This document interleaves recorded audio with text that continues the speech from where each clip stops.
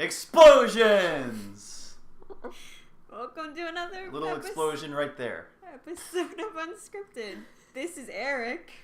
Hi. He's new. I'm Erika. I'm not new. And I'm Danet, and I'm definitely not new. I'm Eric. I'm not in this video. Explosion. Anyway, today we're talking about books to screen adaptations and then screen to book if we want to also talk about that. So does anybody want to start off with something? Or no? I don't know where to start off. I'm just something that you normally lose in the book to movie adaptation is the nuances of character. One of the things that always really got me about the Harry Potter movies was that Tonks is given so little screen time and so little time to where you get to know her, which is understandable because the first book she's introduced in has 870 pages, but they don't even explain that she can change her hair color or change her nose shape. They just show her hair changing color in semi-darkness and leave you wondering, wait, did that just happen? So it really only makes sense if you've read the books. You also lose a lot of just character personality going over, which was another reason I had a problem with Order of the Phoenix, because Ron says about 20 words in that entire movie. Yeah, that was, Mm-hmm. Still my favorite one, but... Oh, really? Really? Yeah, Order We is can't my be favorite friends one. anymore. What? No, that's not what I mean. Okay. I mean, yeah, okay, we're moving on. I'll explain later. Okay.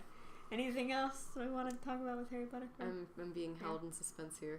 What about... Harry, did you put your name in the Goblet of Fire? Yeah, when they screw up lines, that's always sort of... blah.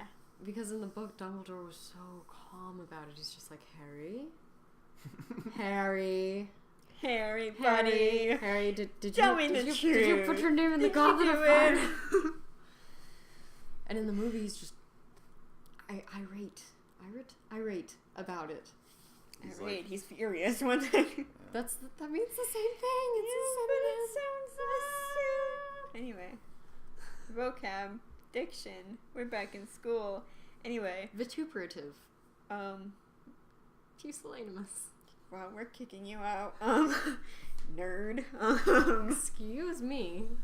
You also said with characterization that's why you had sort of issues with Hunger Games. Yes, in both. Which really wasn't their fault. Like, it's not their fault. They can't really... Yeah, the thing about both of the Hunger Games movies is that in the books, Katniss has this whole internal dialogue running the entire time, but she has to conceal don't feel it because... because if she ends up showing herself to, not like the Capitol or anything along those lines, then she's not going to get money from sponsors and her family might be killed. Yay. She loses. And she loses. That's the worst part. Lose. Yeah. Yep. What a winner. But of course, like I said, they can't really control that. Short of having her do a voiceover the entire movie, what are you gonna do? Which I felt like they could have done because a lot of Katniss's internal narration could really lend itself well to a voiceover, at least in the very beginning and every so often. But you're right. She undergoes this sort of quiet suffering that's really difficult to transfer over from the book to the film. Yeah. Although I think they did do a better job with Catching Fire, definitely. Catching Fire was good. It was so good. On the topic of good adaptations, that was a good one. Like, yeah. You sit in that movie theater and it feels like they're just reading the book out to you. Another good adaptation, Jane Eyre. with I Michael haven't seen Fassbender. it. I can approve of that, though.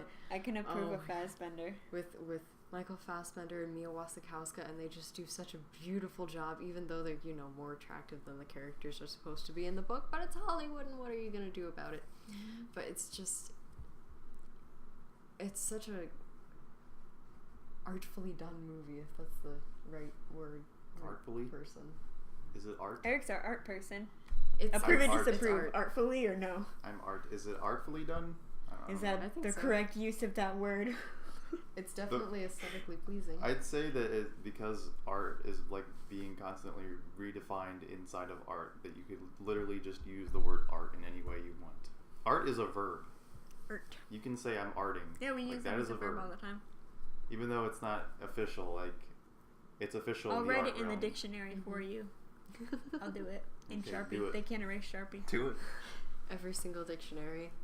in the entire world. Alright, so in this movie where they're arting,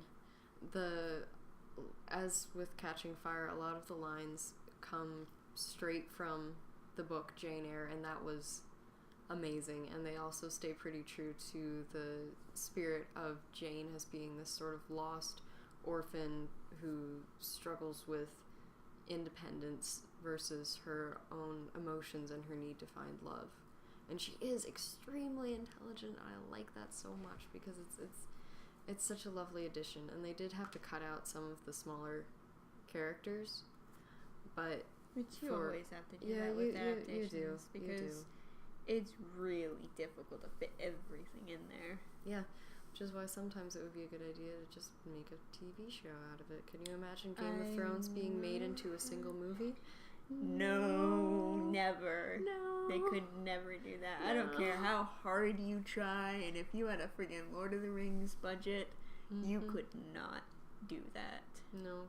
And if you had the Lord of the Rings extended editions, you still could not do Nobody would sit through that. Even fans, I don't think, would sit through an entire, 10-hour movie for Game of Thrones. On Lord of the Rings, we can sit through that. I'm saying if you did more, you would. Did you sit through it, Erika? Gesundheit! Thank you. Explosion. That was an explosion. That was the explosion you wanted, Eric. I would probably sit through it. But multiple times, it would be really hard to because there are some movies where you can, I'll watch them maybe twice in a night, but if you make it too long, I'll watch it once and then I'll kind of feel like I would watch it, but it's really long and I don't want to right now. I guess that's when you put in. Can we bring back intermissions for movies, please? Because that was pretty darn useful back in the day. It gives you okay, this is reaching a chapter in a book. Fancy that for this book to movie adaptation. We can have an intermission here, and that's sort of finishing up one little piece of the storyline, and then you can keep watching. I don't know how old this I forget how old the movie was, but 2001: A Space Odyssey kind of did that with its own cinematics. It didn't just say, okay, intermission. It just stopped. It just had this really long segment where it's just playing music over this beautiful cinematic scene that literally didn't really mean anything. Neat. So That'd be cool. Yeah, that is cool. You can just have. You can take your time to Nice ponder cinema. about what the movie is about at that point while watching something really cool. Or pee. Or do that. A lot of people walked out during that. Yes, indeed. Danet, physical bodily needs. Welcome to intermission. Yeah, I ate them. They're gone. Danet and Erika. They're definitely not in the other room right now. They're gone. I'm gonna eat a chip.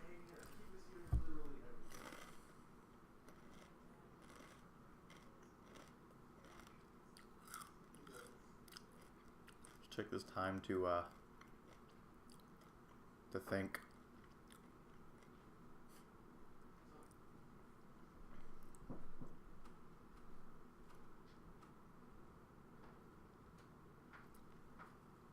Just think about things that have been said, I guess.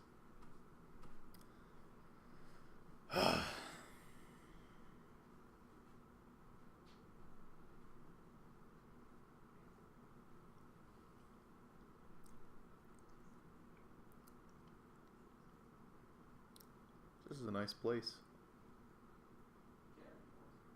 I mean, if they're gone, I guess they can't really use it. I might as well make use of it.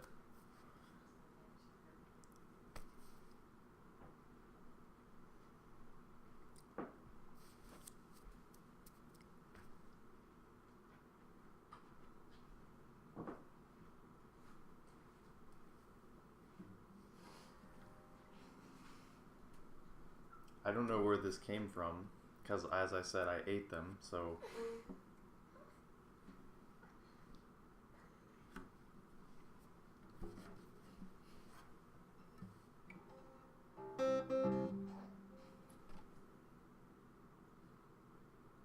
This is weird. Can we start? Can we start now? So anyway. Cloud Atlas. That was a book once, and then it was a movie, but I only saw the movie, so I want to know what the book was like. I only read the We're on book. topic. Okay. Okay, so with Cloud Atlas, right? Mm-hmm. You know how in the movie, this is like a really actually big topic for this one because they took like the most complicated book you could possibly choose to make into a movie and made it into a movie that was really true to the book. And they did a really good job of it. With the book, the setup was kind of different because instead of skipping all around, they sort of went, one chunk of a story, then a chunk of the next story, then a chunk of the next story, and then they went backwards again. So you got the ending of each story too. But it was still in, every story was still going chronologically in order. It wasn't going to go, out of order. Okay, end of story, beginning, middle of the story, but... It was here's a chunk of the beginning of this story, here's a chunk of the beginning of this one, and then at the end, here's the ending of that story, here's the ending of that story. Okay. And it all tied together. But they did a really good job with that because that has got to be the most difficult thing to adapt. And what they said they did was, they ended up writing down different scenes on, index cards and everything and kind of laying it out to where they needed it to be so that they could, because it jumps back and forth between the stories. Because if you go and you see a movie and it's here's one long story, part of a story, then it cuts to different. It's not gonna work for a movie. That's true. It won't work. For a book, it works, but for a movie, it's not gonna work to do it that way. Yeah, you're right. So they did a good job of that. How many different stories were there? How many different... There was the one with Adam in the beginning, then there was Frobisher. I think there's 5. Yeah, I think there's 5. Is it the same in the book and the movie? No, there's 6. There's 6 stories. Oh yeah, because there's one in the middle that's the entire thing through. Yeah. It's the same characters, yeah. There's I think they did one big change, which is actually another topic, is how much can you actually change of a story before it's really, before people start getting upset. Because what they did was, if you've seen Cloud Atlas or read Cloud Atlas, there's Sanmi's character, and in the book, the guy that she's with, the guy that's sort of helping her with the sort of rebellion, I think in the book, he ends up betraying her, or wasn't actually a rebel to begin with, but in the movie, they kept him as a rebel all the way through. And I can't remember if they talked about why they did that, but what do you think? How much can you change in a story?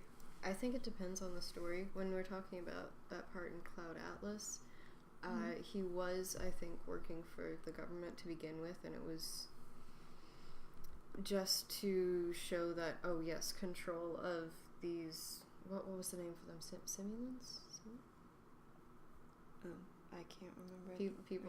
People like Sonmi advocating for greater control of them. But with a story like Anna Karenina, you have to really, really pare that down, and that's understandable. But they went a different way and had parts of it being set in a theater, and I can understand how that was kind of artsy, but it also interrupted the flow of the movie. When it comes to a more beloved book, I think, in that I'm not using beloved as in, beloved classic, but beloved as in a lot of people read this book and that's why it's being turned into a movie, then very small details, I think, can set people off. Harry's eye color is blue. It's not green. See, that never really upset me that much in the movies. It's just he couldn't wear the contacts, so don't make... Yeah. He was really little, too. It's don't make the kid wear the contacts. Yeah, it upset other people, though, and I think the portrayal of Voldemort kind of upset them, too, where it was a lot of stuff about eye color. Voldemort's eye color was off. Ginny's Ron's. Was everybody's eye color off? Pretty much everybody's eye color was off, and then some people are like, Hermione is way too pretty. So keep talking. So does that upset you? Just keep talking. Does that upset you? With eye color? Or like fine details like that? I feel like there are some details where they could have just been like, this isn't too hard to include. Let's do this. But with others, like, okay, Daniel Radcliffe was really uncomfortable wearing the contacts, therefore... Am I in the shot? You're in the shot. Don't worry. Like my whole entire body? Yes. Your whole entire body is in the shot unless you put your arm out. I can't really tell because the camera's in the way. I'm in the shot still. No, I'm not. Anyway. Okay. Anyway. Vogue. Some fine details, if it's just like such a small thing, okay, you could have put it in. It wouldn't have cost you that much. That upsets me. But if it's something, yeah. But if it's something that the actor was uncomfortable with, like contacts, if they're really hurting your eyes, and you're this adorable little 11-year-old kid going like, "These hurt my eyes. I'm sorry." Okay, that's fine. Yeah, there's just some stuff you need to not get so upset about, because like I think that's another thing is like people get really, really upset over teeny tiny things, and like you really gonna focus all of your energy and your time, and like there's so much other stuff that's really good about the movie, but you're just gonna focus on that little teeny tiny thing, and like it could have been swapped when they wrote the book. Mm-hmm. And if there wasn't really any significant part of the story that included that part, then there's no point in fussing over it. Because, I mean, it's interchangeable at that point. I think when it does get upsetting... Oh, sorry. No, then it doesn't matter. That's all I was going to say. Okay. I think when it does get upsetting is when you have a part of the movie that you cut out that really conveys a theme really well, and you replace it with another scene that just kind of is irrelevant to what's going on in the film. And I'm using the example of Harry Potter again. In the 7th Harry Potter movie, they had a deleted scene with Aunt Petunia where she's saying, you think I don't know what you're up against, or you think I don't know something. I lost a sister that night too. And that's just like, oh god, character development, this is really great. That was a really good scene. Yeah, that was a really good scene. And instead they have one of Harry just buttoning up Ginny's dress, I think was what. Yeah, that's what they. I remember people getting the DVD and seeing that deleted scene and being upset because you have like these little love snippets between them, but you couldn't include a really major character development with a character that kids might have grown up hating, and then teaching them. People don't need to be like there's other sides to people. I forget, I haven't seen Deathly Hallows in so long. Did Dudley get his line where he's saying, like, good job, Potter, good luck, Harry, and shakes his hand? I don't think he did. I think they deleted that, too. Yeah, that's upsetting. They might have... I haven't watched it in forever, but they might have deleted that one, too. I'm not sure. That's kind of upsetting. Yeah, those were some major things they cut. Which, that was already a 2-part movie. Yeah. Or let's talk about The Hobbit. It's just this short little tiny 3 parts, guys. 3 parts. Let's do it. 4 parts. 4 parts. 4 parts. I don't know how they're gonna do that in the second film for Hobbit. There are some things that they did really, really well, and that made me happy. And I like that they included Toriel because, hello, how many female characters do we have in The Hobbit and Lord of the Rings? I pretended that Merry was a female hobbit, or I really thought that he was a female hobbit when I was first reading Fellowship, because there's not really a lot of female characters there in Lord of the Rings. There are more in Lord of the Rings than there are in Hobbit, but still. But something that they did in the Desolation of Smaug was that they took away a lot of the fun and adventuring that you initially get when you read The Hobbit, and replace it with this deep drama and, again, unnecessary scenes. Like the opening scene of Desolation of Smaug is Gandalf talking to Thorin in a bar and being like, people are out to get you, they want to kill you, so you have to take back your homeland. And I'm like, this adds a completely unnecessary motive. Who cares that people are out to kill him? He's already going to have a dragon killing him. Who cares that this is why he wants to reclaim his homeland? He already wants to reclaim it, wouldn't you?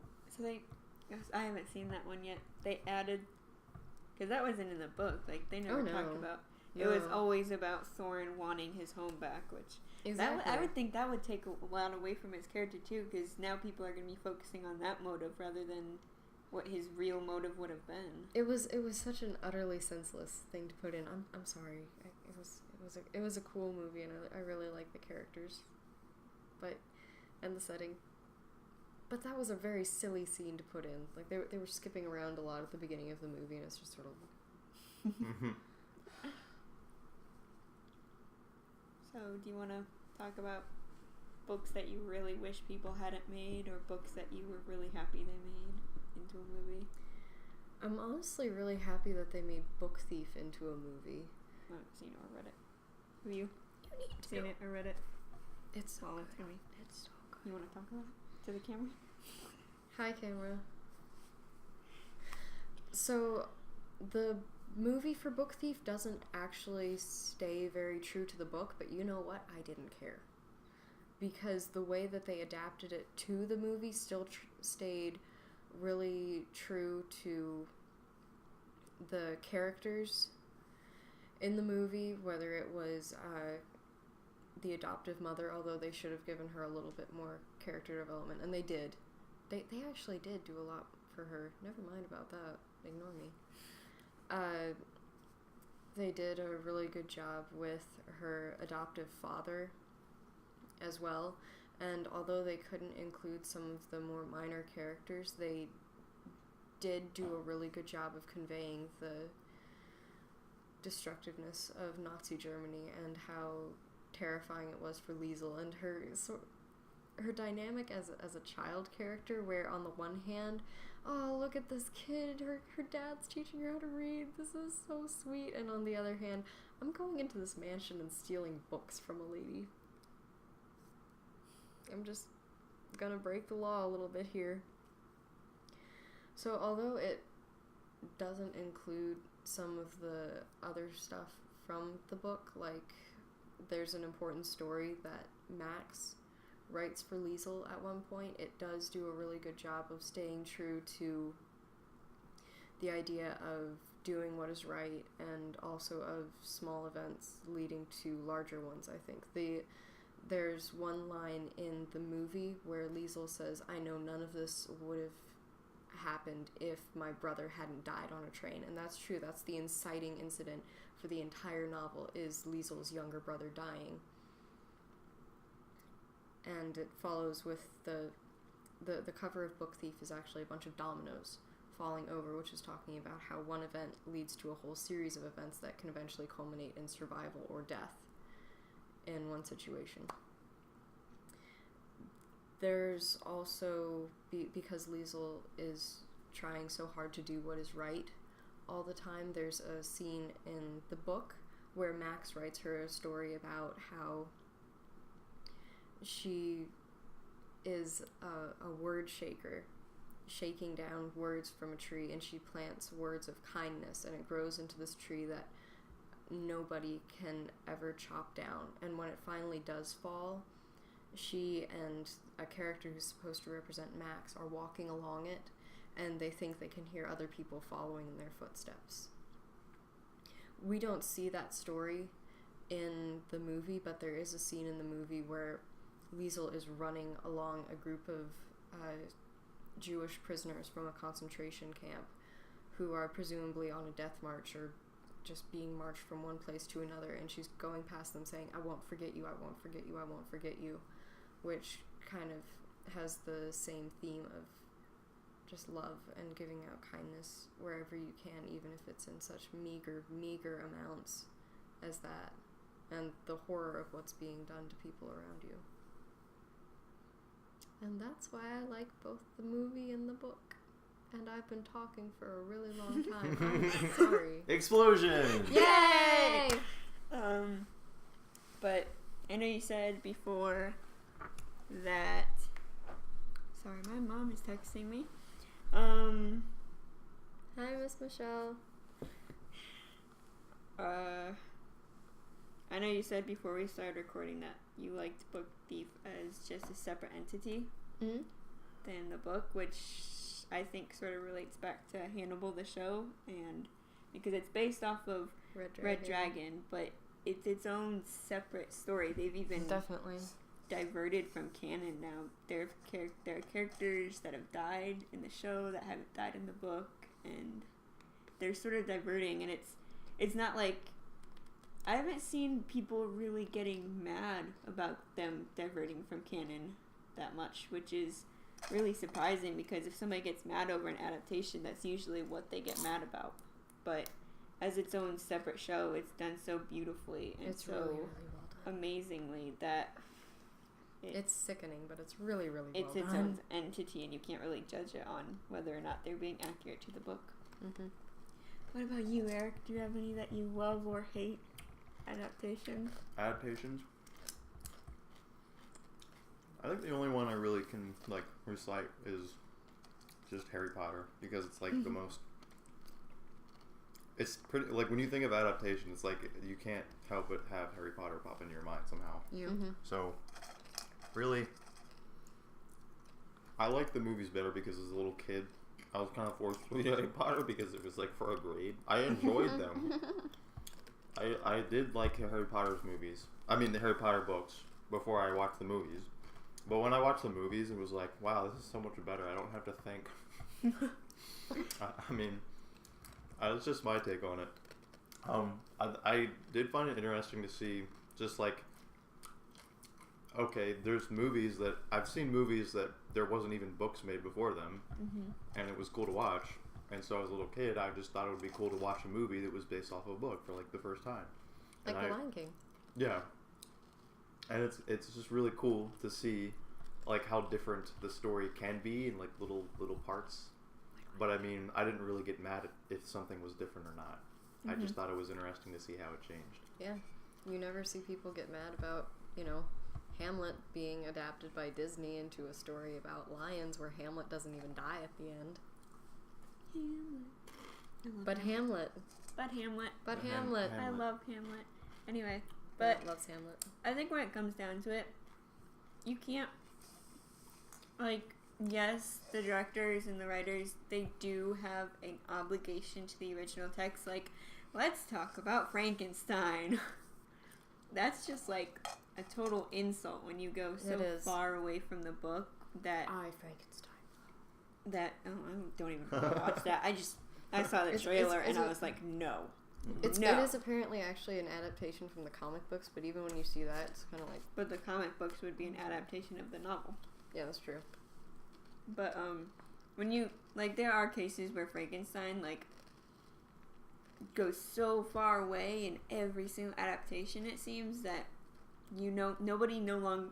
Like, they don't know the actual original story or anything that's gone into the book, which is a really brilliant book and really complex. But I do think that you shouldn't get too angry over other sort of adaptations that actually make an effort to stay true, and just because of money or because of time, they can't fit that stuff in. And they can't do it, and it's not their fault. It's the budget and people sort of higher up, sort of nudging them like, maybe you should cut that part. Maybe we'd make more money. Maybe you should have Harry buttoning up Ginny's dress because sex. Yeah. Yay, teenagers and sex. Yeah, but explosions. Woo! Yeah, and more explosions too, guys. Oh yeah, so have that fun gets editing money. all those explosions in, if you even can. Or cutting the part out that says that I'm just saying gonna cut explosions Eric to save out money. of the entire episode. There's just gonna be a black space over there. Sorry. Anyway, any other last thoughts you want to throw in? Don't be prejudiced against people who only read the book after they've seen the movie. Also, don't get mad at people that actually watch the movies that adapt to books. Like, don't be that way. Don't, because it's really kind of insulting. It's mean, and it's showing a lot of narrow-mindedness where you could actually be like, you like this thing? I like this thing too. Oh, you like the movies from this thing? Let's have a conversation about it, and you can tell me about... You know, like, if you don't want to watch the movies or you don't want to read the books, then that's fine, but don't get mad at somebody that wants to do the opposite of you or wants to do both. Just don't do that. Be a good person. Be nice.